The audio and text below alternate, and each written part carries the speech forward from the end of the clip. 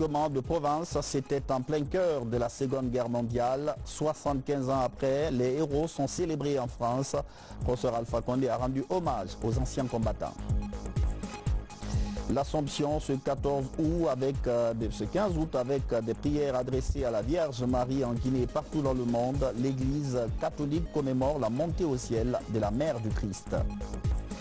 L'armée, elle, pleure ses morts et les enterre. Les officiers tués dans le récent crash d'hélicoptère ont été inhumés ce jeudi. Grand moment d'émotion et de témoignage de leurs compagnons d'armes. Voilà pour les titres. Mesdames, Messieurs, bonsoir et merci de nous rejoindre dans cette édition d'information. Le 15 août 1944, les troupes alliées lancent une grande opération militaire dans le sud-est de la France pendant la Seconde Guerre mondiale. Le débarquement de Provence avec une grande participation africaine contraint les forces ennemies à replier. Aujourd'hui, 75 ans après, la France se souvient et commémore cette grande date. Le président Alpha Condé a pris part aux festivités et a rendu hommage aux anciens combattants. Sanassi Keita. Les cérémonies commémoratives du 75e anniversaire du débarquement de Provence ont eu lieu ce jeudi 15 août 2019 à la nécropole nationale de Boulouris, à Saint-Raphaël, dans le Var. Les présidents Emmanuel Macron, Professeur Alpha Condé et Alassane Ouattara, ainsi que Nicolas Sarkozy, ont rehaussé de leur présence cette cérémonie. C'est ici que reposent 464 combattants de l'armée B française, devenue ensuite la première armée de l'Hexagone pendant la Deuxième Guerre mondiale. Le président de la République de Guinée, qui a eu l'honneur de parler au nom de l'Afrique, témoigne. Monsieur le président de la République française, Monsieur le président de la République de Côte d'Ivoire, Monsieur le président Nicolas Sarkozy, Monsieur le maire de la commune de Saint-Raphaël, Monsieur le président du conseil régional, Mesdames, Messieurs les députés et sénateurs, chers anciens combattants, Monsieur le Président, je voudrais vous remercier de nous avoir associés en ce jour à la commémoration du 75e anniversaire du débarquement de Provence, qui fut un des moments cruciaux de la fin de la Deuxième Guerre mondiale. Cette cérémonie nous projette dans un passé fécond et à venir. Ce passé, ce sont 250 000 hommes, dont plus de la moitié étaient constitués d'Africains du Nord, de l'Est, du Centre et de l'Ouest. Ces hommes partageaient avec les soldats français, puis dis-je avec le peuple français, le sang et la sueur de ce combat ultime de la Deuxième Guerre mondiale. Le débarquement de Provence, la bataille d'Italie, notamment les combats de Cassino, font partie d'une mémoire collective partagée entre les peuples français et africains. En ce moment où la France, avec l'aide de ses alliés, combattait pour sa survie et sa liberté, les fils et les filles des territoires africains d'alors se sont sentis interpellés, impliqués, partageant l'appel absolu et universel de la liberté. Nombreux de ces fils d'Afrique ont trouvé dans la terre de France le repos éternel et ont laissé ici et là des souvenirs de bravoure et de fraternité. Au-delà des chiffres, ce sont des vies qui ont convergé vers l'appel et la lutte contre le nazisme et pour la liberté. Ces vies sont celles des planteurs qui ont rejoint la résistance avant de se faire enrôler dans les forces françaises libres. Ces vies, ce sont des paysans, d'instituteurs, de forgerons, de chasseurs qui ont partagé l'idéal de combat.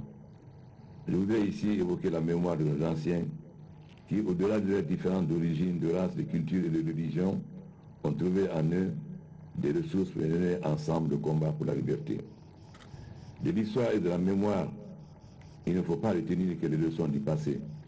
D'ailleurs, les leçons ne sont dites que pour le futur. Nos peuples ont en commun le dessein humain et le devoir de l'humanité. Monsieur le Président, permettez-moi de saluer la mémoire de tous les hommes et toutes les femmes venant de partout, de France, d'Angleterre, d'Amérique, de Russie et bien sûr d'Afrique, sans le sacrifice desquels notre humanité ne continuerait pas à se battre pour la paix et à réduire les affres et les erreurs de l'extrémisme et de la guerre. Aujourd'hui comme hier, les peuples d'Afrique, tout en étant attachés à leur identité, à leur liberté, continueront le combat pour un monde toujours plus juste et toujours plus solidaire. Je vous remercie.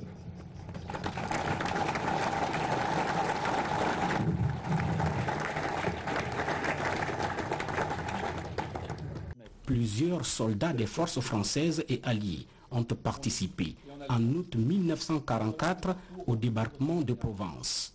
Parmi eux, 90% étaient originaires d'Afrique du Nord et subsaharienne, européenne et américaine. Le président de la République française n'a pas manqué devant ses anciens combattants et toutes ses personnalités de rendre un vibrant hommage à l'Afrique pour sa contribution cruciale dans la libération de la France. Bon nombre de résistants de la France des Outre-mer, des dissidents des Antilles, des Guyanais, des Réunionnais, des Tahitiens, des Néo-Calédoniens, qui avaient souvent pris tous les risques pour rejoindre l'armée de Delattre. Mais la très grande majorité des soldats de la plus grande force de l'armée française de la Libération venaient d'Afrique. Français d'Afrique du Nord, pieds noirs.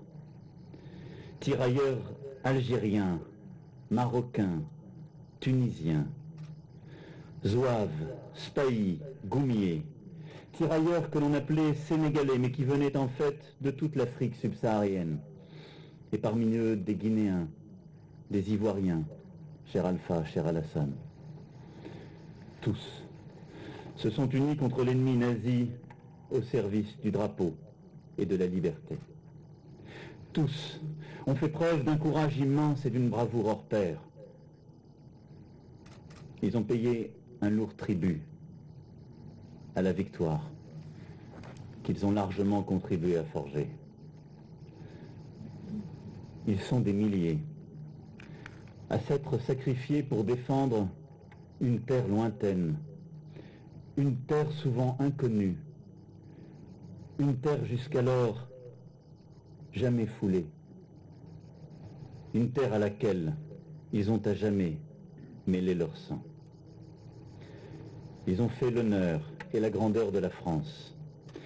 Et pourtant, qui d'entre nous se souvient aujourd'hui de leur nom, de leur visage? Ces combattants africains, pendant nombre de décennies, n'ont pas eu la gloire et l'estime que leur bravoure justifiait. La France a une part d'Afrique en elle. Et sur ce sol de Provence, cette part fut celle du sang versé.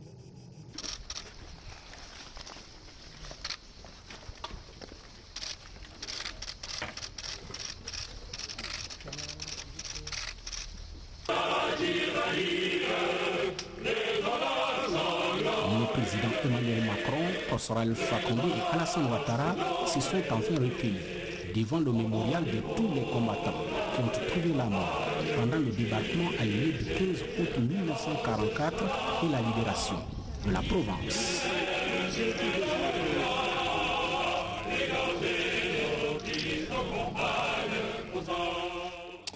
Une autre grande célébration religieuse, cette fois-ci, l'Assomption.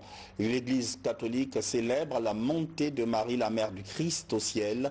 Un grand moment de partage et de prière. Les échos à la grande cathédrale de Conakry avec Bernard Tanguino.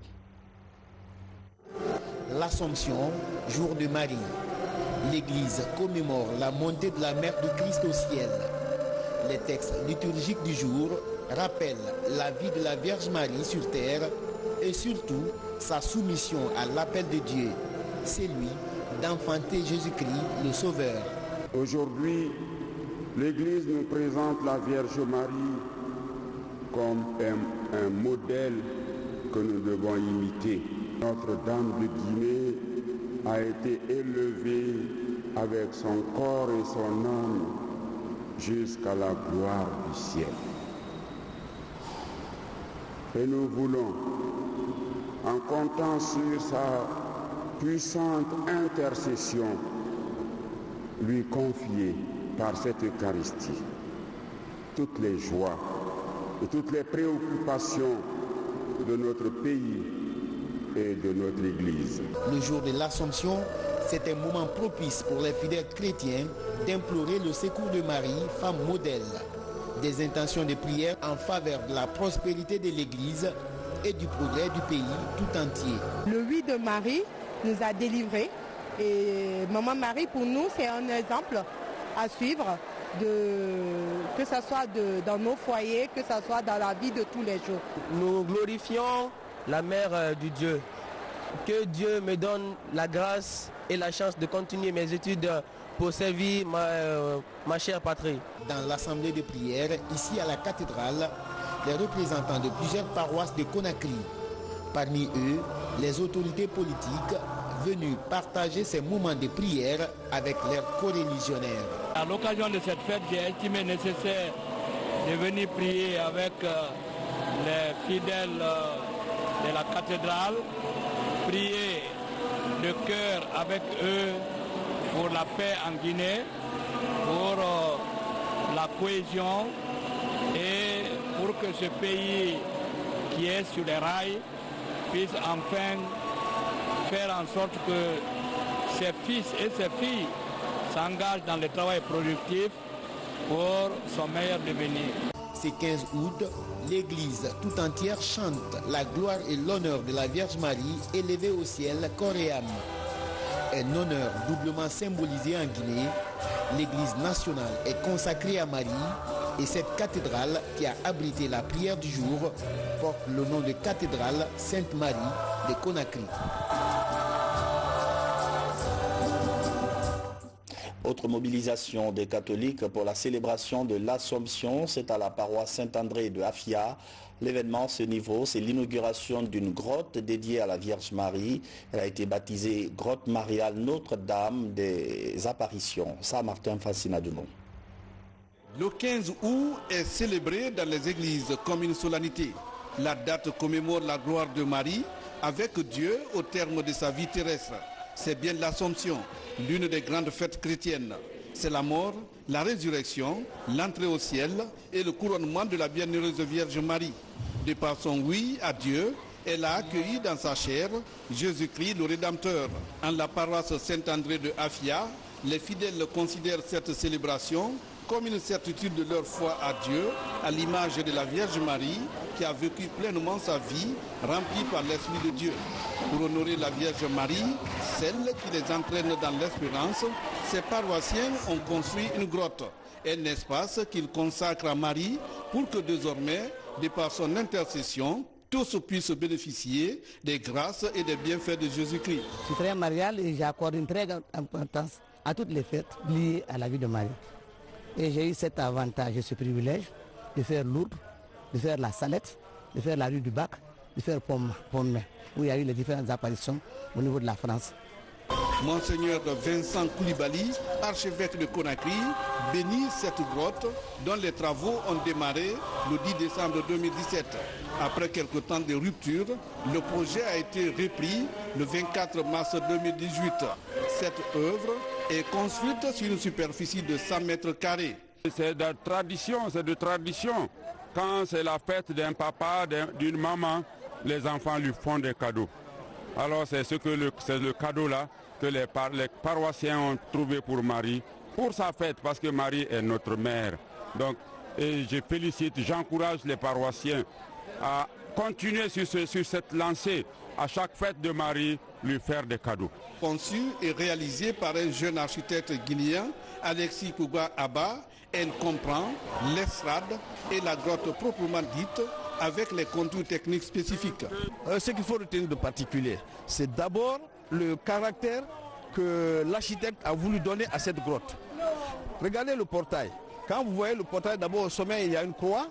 Et quand vous regardez le portail, vous avez l'impression d'avoir un prêtre ou un évêque qui est juste en train, qui vient de mettre sa grande soutane. Et en même temps, la forme même de cette soutane-là vous montre la croix. Donc ça, c'est déjà quelque chose qui vient imprimer justement le sens de l'église.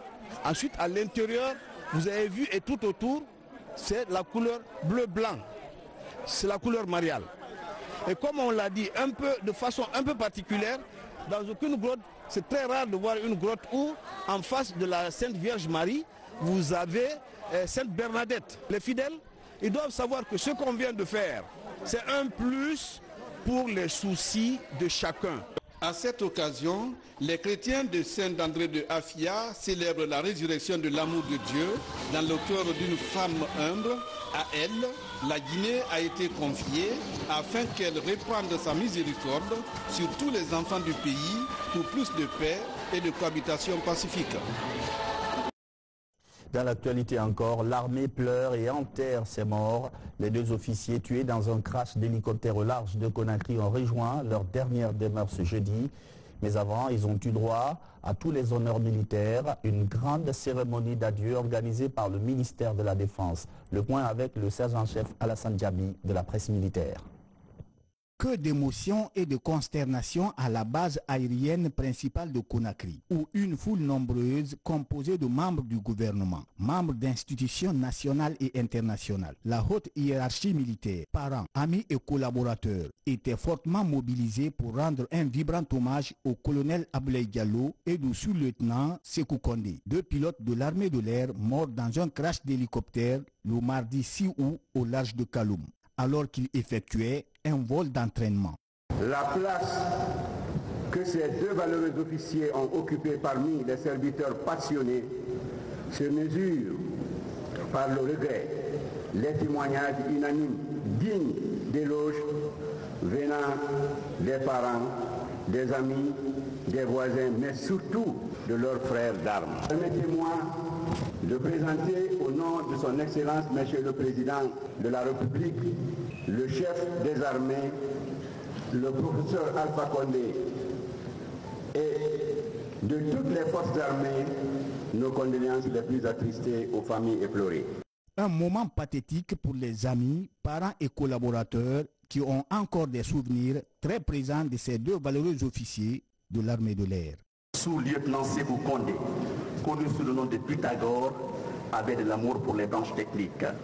Il était très brillant en maths, physique, chimie et il a enseigné dans plusieurs écoles privées de la capitale. Même étant incorporé au sein des forces de l'armée régulière de notre pays, Sékou Kondé était amoureux des sciences. Il n'a pas vécu inutilement. Il travaillait pour la nation guinéenne et il est mort pour la même nation. Le colonel Diallo fut l'un de ceux qui m'ont accueilli et facilité mon intégration au sein de cette escadrille. Depuis ce temps, j'ai eu l'honneur de partager avec l'homme des moments exceptionnels. Et de l'homme, je retiens quelqu'un d'attaché à son métier. Pilote, il s'ennuyait souvent lorsqu'il ne volait pas. Le pilotage était toute sa passion. Je l'ai trouvé en binôme avec le colonel Marat. Ensemble, nous avons constitué un trio inséparable.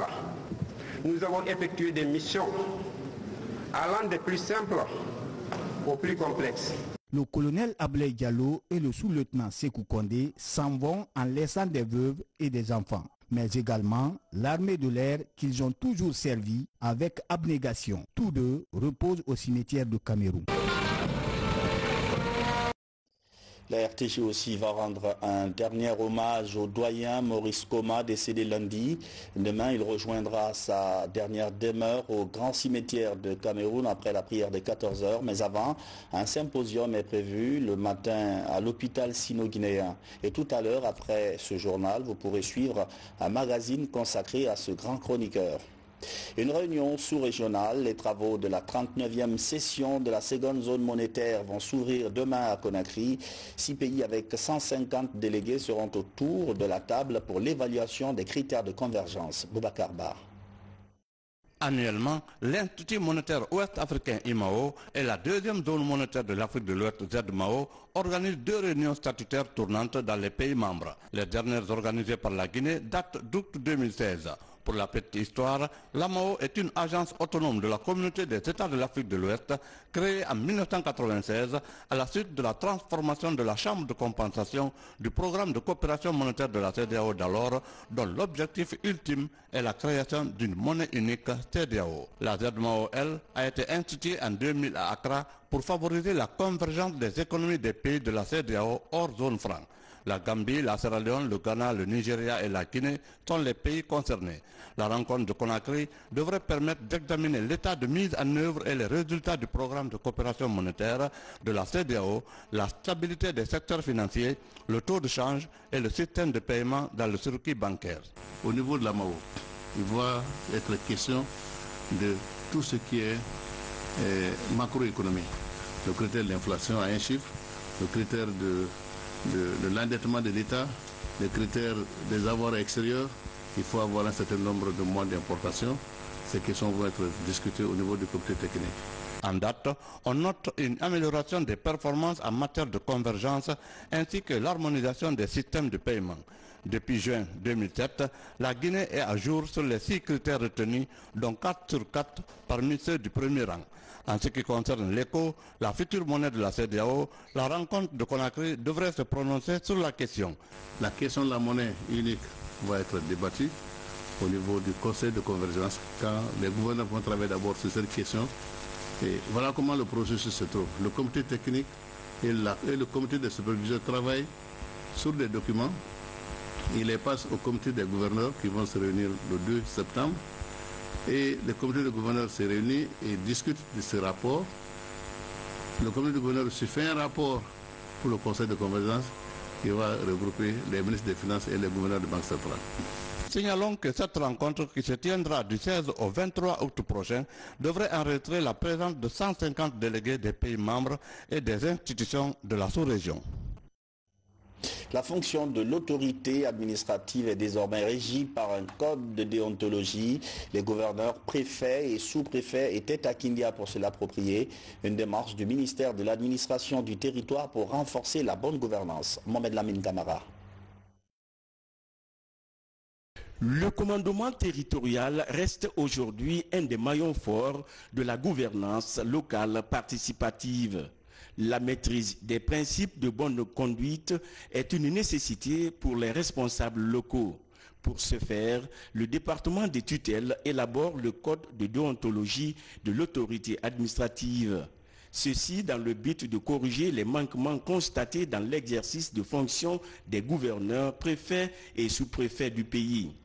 Dans la cité des agrumes, les administrateurs territoriaux de Boké et de Kindia apprennent à travers ce guide de déontologie les outils nécessaires d'une meilleure gestion administrative locale. Cet instrument de mesure a été pédagogiquement, n'est-ce pas, mis en séquence et en séance pour permettre sur une longue durée d'un jour ou de 2 jours, vraiment d'aller méthodiquement et méthodologiquement avec les administrateurs territoriaux pour affiner leur compréhension et surtout l'appropriation. La méthode pédagogique utilisée est celle participative pour une maîtrise des modules développés. Cet appui institutionnel du ministère de l'administration du territoire vise à améliorer efficacement leur leadership dans les circonscriptions territoriales. C'est un rappel pour les anciens et les nouveaux. Ils doivent comprendre que la loi guinéenne a prévu que tous les administrateurs territoriaux doivent être neutres et impartials dans l'exercice de nos fonctions parce que nous représentons l'État et nous représentons tous les partis politiques dans nos circonscriptions géopolitiques. C'est les cours que nous avons reçus, nous allons les mettre en application. La neutralité, ça joue un rôle très très important. Et suite à cela, ces cours reçus, nous allons vraiment appliquer ça. La stratégie consiste à faire de ces acteurs de véritables administrateurs territoriaux aptes d'impulser les vraies bases du développement et consolider l'incarnation de l'autorité au bénéfice des communautés. Les communes de convergence, une rencontre d'échange vient de se tenir à l'Abbé. Les participants ont planché sur les acquis et perspectives de cette forme d'organisation. L'UNICEF appuie l'idée et promet de soutenir la plupart des projets en faveur des enfants. Compte rendu, Sarabdine Diallo et Mamad Alpha Baldé. Après 6 mois d'activité dans les communes de convergence, l'UNICEF fait son bilan à mi-parcours. De nombreuses activités sont réalisées sur le terrain dans les domaines de la lutte contre le mariage précoce, l'abandon scolaire et la promotion des droits des enfants par exemple. La revue nous a permis de savoir nos faiblesses et nos forces pendant ce premier semestre que nous avons passé ensemble dans les 12 communes de convergence de la Grande Moyenne Guinée. Nous avons compris que par endroits, les objectifs ont été atteints, en d'autres, les objectifs ont été atteints jusqu'à mi-parcours.